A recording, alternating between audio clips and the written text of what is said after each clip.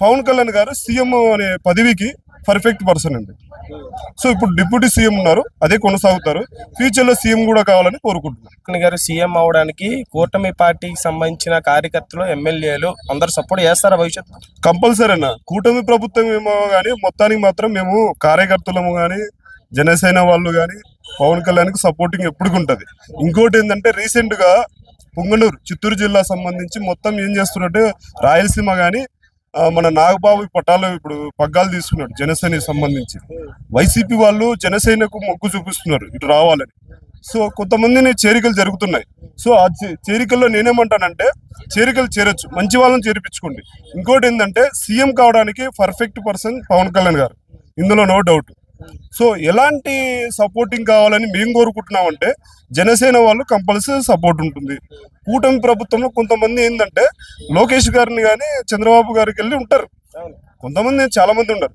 So నేనేమంటున్నానంటే అందులో కూడా కొందరు పవన్ కళ్యాణ్ పరిపాలన బాగుంది, పవన్ కళ్యాణ్ యాక్టివిటీస్ బాగున్నాయి రాజకీయాల్లో, సో కొందరు చేయాలని కోరుకుంటున్నా.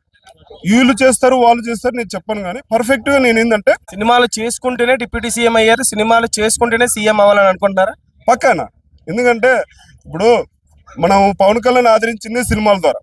సో సినిమాలు చేయాలి, రాజకీయాల్లో తనంటూ ఒక శైలి, తనకంటూ ఒక పద్ధతి, ఒక క్రియేటివిటీ క్రియేట్ చేసుకున్నాడు ఆల్రెడీ.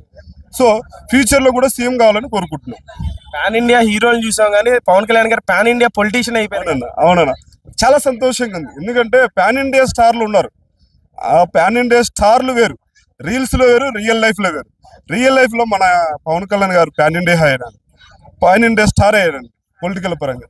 సో ఫ్యూచర్ లో ఒక సీఎంఏ కాదండి, రేపు పొద్దున ఇంకోటి సెంట్రల్ లో కానీ తర్వాత ఇంకోటి ఏదైనా సెంట్రల్ లో ఏదో ఒకటి కానీ రావచ్చు. భవిష్యత్తులో సెంట్రల్ ని శాసించే స్థాయికి ఎదుగుతారా? శాసించే స్థాయి లేకపోయినా కనీసం ఏదో ఒకటి హోంమంత్రి, సెంట్రల్ హోంమంత్రి, సెంట్రల్ డిప్యూటీ. ఇప్పుడు మనకు ఇక్కడ డిప్యూటీ సీఎం ఉన్నారు, అక్కడ సెంట్రల్ ఉప ప్రధాని అంటారా అలాంటివి కానీ, గవర్నర్లు కానీ. గవర్నర్లు ఏంటంటే కొంచెం ఏజ్ ఉండాలి. మన పవన్ కళ్యాణ్కి 53, 54 ఉన్నాయి పవన్ కళ్యాణ్ గారికి. సో సెంట్రల్ లో అత్యున్నతమైనటువంటి స్థాయికి ఎదుగుతారు. అవును పక్కానా. ఎందుకంటే ఇప్పుడు ఏ పని చేయని వాడు సోమరిపోతూ ఏం చేస్తాడంటే ఎక్కడ వేసిన కొంగలు అక్కడలాగా ఉంటాడు. మన పవన్ కళ్యాణ్ గారు అట్లా కాదు కదండి, ఎక్కడి పని అక్కడ పూర్తి చేసుకుంటూ ముందుకెళ్తున్నారు. తను ఇచ్చిన మాటను కానీ నిలబెట్టుకుంటూ ముందుకెళ్తున్నారు. ఫ్యూచర్ లో మంచి భవిష్యత్తుకి వెళ్తారని నేను కూడా మనస్ఫూర్తిగా కోరుకుంటున్నాను. ఎందుకంటే ఒక పవన్ కళ్యాణ్ అభిమానిగా, పొలిటికల్ పరంగా ఒక పవన్ కళ్యాణ్ అభిమానిగా, జనసేన కార్యకర్తగా నేను ఒకటే చెప్తున్నాను, మా పవన్ కళ్యాణ్ గారు ముందు సెంట్రల్లో కానీ మన స్టేట్ లో కానీ ముందు ఇంకా పెద్ద పొలిటికల్ స్థాయికి వెళ్ళాలని కోరుకుంటున్నాను. జై జనసేన.